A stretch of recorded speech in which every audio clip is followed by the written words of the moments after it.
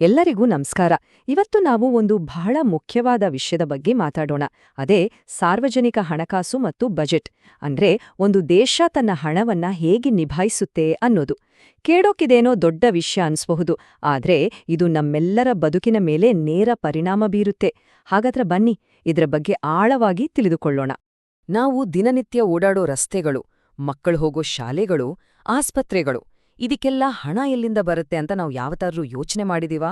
ನೋಡಿ, ಈ ಒಂದು ಸಣ್ಣ ಪ್ರಶ್ನೆಯಲ್ಲೇ ಸಾರ್ವಜನಿಕ ಹಣಕಾಸಿನ ಇಡೀ ಜಗತ್ತು ಅಡಗಿದೆ. ಸರಿ, ಹಾಗಾದ್ರೆ ಮೊದಲು ಸರ್ಕಾರದ ಹಣಕಾಸು ವ್ಯವಸ್ಥೆ ಅಂದ್ರೇನು, ಅದರ ಮೂಲ ಏನು ಅಂತ ಅರ್ಥ ಮಾಡ್ಕೊಳ್ಳೋ ಪ್ರಯತ್ನ ಮಾಡೋಣ. ಈ ಮೊದಲನೇ ಭಾಗದಲ್ಲಿ ಪಬ್ಲಿಕ್ ಫೈನಾನ್ಸ್ ಅಥವಾ ಸಾರ್ವಜನಿಕ ಹಣಕಾಸು ಅಂದ್ರೇನು ಅನ್ನೋದನ್ನ ನೋಡೋಣ. ಇದನ್ನ ತುಂಬಾ ಸರಳವಾಗಿ ಅರ್ಥ ಮಾಡ್ಕೋಬೇಕು ಅಂದ್ರೆ ನಮ್ಮ ಮನೆಯ ಬಜೆಟ್ಟನ್ನೇ ಉದಾಹರಣೆಯಾಗಿ ತಗೊಳ್ಬಹುದು.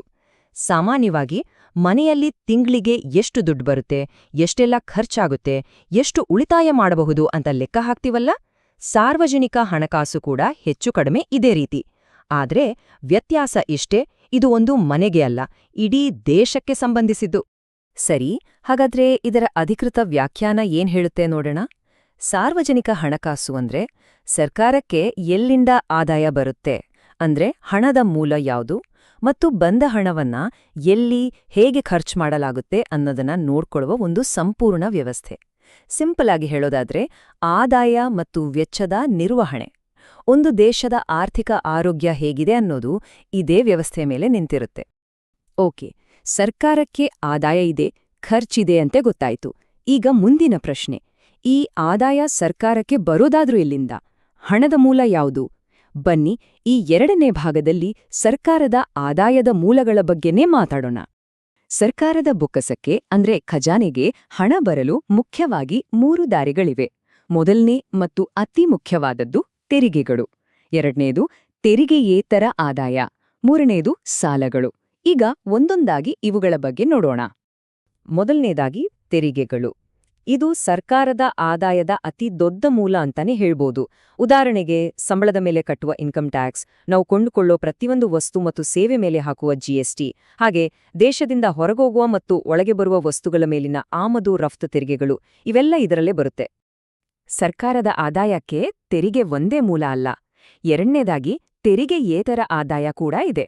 ಅಂದ್ರೆ ಸರ್ಕಾರದ ಅಧೀನದಲ್ಲಿರುವ ಕಂಪನಿಗಳಿಂದ ಬರೋ ಲಾಭ. ಉದಾಹರಣೆಗೆ ನಮ್ಮ ರೈಲ್ವೆ ಅಥವಾ ಬೇರೆ ಪಬ್ಲಿಕ್ ಸೆಕ್ಟರ್ ಕಂಪನಿಗಳು. ಅಷ್ಟೇ ಅಲ್ಲ, ನಾವು ಟ್ರಾಫಿಕ್ ರೂಲ್ಸ್ ಮುರಿದಾಗ ಕಟ್ಟೋ ಫೈನ್ ಅಂದ್ರೆ ದಂಡ, ಅಥವಾ ಬೇರೆ ಬೇರೆ ಸರ್ಕಾರಿ ಸೇವೆಗಳಿಗೆ ಕಟ್ಟೋ ಶುಲ್ಕಗಳು, ಇವೆಲ್ಲವೂ ಕೂಡ ಸರ್ಕಾರದ ಆದಾಯಕ್ಕೆ ಸೇರುತ್ತೆ. ಇನ್ನು ಮೂರನೇ ಮೂಲ ಅಂದ್ರೆ ಸಾಲ. ಕೆಲವೊಮ್ಮೆ ಏನಾಗುತ್ತೆ ಅಂದ್ರೆ ಸರ್ಕಾರದ ಆದಾಯಕ್ಕಿಂತ ಖರ್ಚು ಜಾಸ್ತಿ ಆಗುತ್ತೆ. ಆವಾಗ ಆ ಅಂತರವನ್ನ ತುಂಬೋಕೆ ಸರ್ಕಾರ ಸಾಲ ಮಾಡುತ್ತೆ. ಈ ಸಾಲವನ್ನ ದೇಶದ ಒಳಗಿನ ಬ್ಯಾಂಕ್ಗಳಿಂದ ಅಥವಾ ಹಣಕಾಸು ಸಂಸ್ಥೆಗಳಿಂದ ತಗೋಬಹುದು. ಇಲ್ಲ ಅಂದ್ರೆ ವರ್ಲ್ಡ್ ಬ್ಯಾಂಕ್, IMF ತರದ ಅಂತಾರಾಷ್ಟ್ರೀಯ ಸಂಸ್ಥೆಗಳಿಂದ ಕೂಡ ಪಡಿಬಹುದು.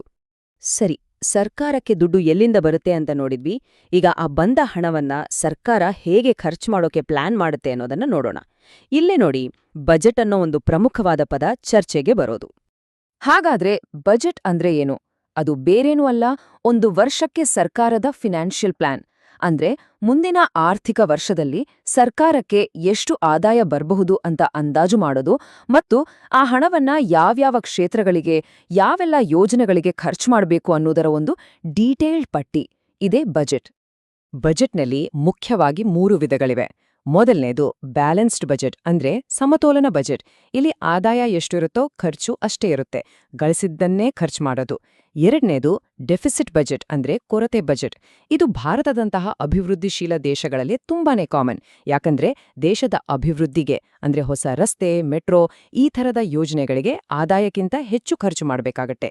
ಇನ್ನು ಮೂರನೇದು ಸರ್ಪ್ಲಸ್ ಬಜೆಟ್, ಅಂದ್ರೆ ಹೆಚ್ಚುವರಿ ಬಜೆಟ್. ಇಲ್ಲಿ ಆದಾಯ ಜಾಸ್ತಿ, ಖರ್ಚು ಕಡಿಮೆ ಇರುತ್ತೆ.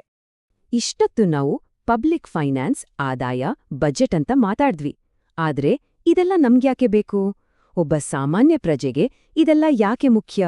ನಮ್ಮ ದಿನನಿತ್ಯದ ಬದುಕಿನ ಮೇಲೆ ಇದು ಹೇಗೆ ಪ್ರಭಾವ ಬೀರುತ್ತೆ? ಬನ್ನಿ, ಈ ಕೊನೆಯ ಭಾಗದಲ್ಲಿ ಇದರ ಮಹತ್ವ ಏನು ಅಂತ ನೋಡೋಣ. ಒಂದು ಒಳ್ಳೆಯ ಸಾರ್ವಜನಿಕ ಹಣಕಾಸು ವ್ಯವಸ್ಥೆ ದೇಶದ ಬೆಳವಣಿಗೆಗೆ ಹೇಗೆ ಹೆಜ್ಜೆ ಹೆಜ್ಜೆಯಾಗಿ ಸಹಾಯ ಮಾಡುತ್ತೆ ಅಂತ ನೋಡೋಣ. ಮೊದಲು ಸರ್ಕಾರದ ಯೋಜನೆಗಳಿಗೆ ಹಣ ಸಿಗುತ್ತೆ. ಆ ಹಣದಲ್ಲಿ ರಸ್ತೆಗಳು, ಸೇತುವೆಗಳು, ಡ್ಯಾಂಗಳಂತಹ ಮೂಲಸೌಕರ್ಯಗಳು ಅಭಿವೃದ್ಧಿಯಾಗತ್ತೆ. ಅಷ್ಟೇ ಅಲ್ಲ, ಬಡತನ ನಿರ್ಮೂಲನೆಯಂತಹ ಸಾಮಾಜಿಕ ಕಾರ್ಯಕ್ರಮಗಳಿಗೂ ಇದೇ ಹಣದಿಂದ ಸಹಾಯ ಆಗತ್ತೆ. ಕೊನೆಗೆ ಇದೆಲ್ಲ ಸೇರಿದಾಗ ದೇಶದ ಒಟ್ಟಾರೆ ಆರ್ಥಿಕ ಅಭಿವೃದ್ಧಿ ಆಗುತ್ತೆ. ಹಾಗಾಗಿ ಇಡೀ ವಿಷಯದ ಸಾರಾಂಶವನ್ನ ಒಂದೇ ವಾಕ್ಯದಲ್ಲಿ ಹೇಳೋದಾದ್ರೆ, ಒಂದು ಸುಸ್ಥಿರವಾದ ಸಾರ್ವಜನಿಕ ಹಣಕಾಸು ವ್ಯವಸ್ಥೆ ಇಲ್ಲದೆ ಯಾವ ದೇಶವೂ ಆರ್ಥಿಕವಾಗಿ ಬೆಳೆಯೋಕೆ ಸಾಧ್ಯವೇ ಇಲ್ಲ. ಇದು ನಿಜಕ್ಕೂ ಒಂದು ದೇಶದ ಆರ್ಥಿಕ ಅಭಿವೃದ್ಧಿಯ ಅಡಿಪಾಯ, ಅದರ ಬೆನ್ನೆಲುಬು. ಈ ಚರ್ಚೆಯ ಕೊನೆಯಲ್ಲಿ ಒಂದು ಯೋಚನೆ ಮಾಡಬೇಕಾದ ಪ್ರಶ್ನೆ: ನಾವು ನೋಡಿದ ಈ 3 ಬಜೆಟ್ಗಳಲ್ಲಿ, ಅಂದ್ರೆ ಕೊರತೆ, ಸಮತೋಲನ ಮತ್ತು ಹೆಚ್ಚುವರಿ ಬಜೆಟ್ಗಳಲ್ಲಿ, ಒಂದು ದೇಶದ ಪ್ರಗತಿಗೆ ಯಾವ ಬಗೆಯ ಬಜೆಟ್ ಒಳ್ಳೆದು ಅಂತ ಅನಿಸುತ್ತೆ? ಯಾಕೆ? ಇದರ ಬಗ್ಗೆ ಯೋಚನೆ ಮಾಡಿ ನೋಡಿ.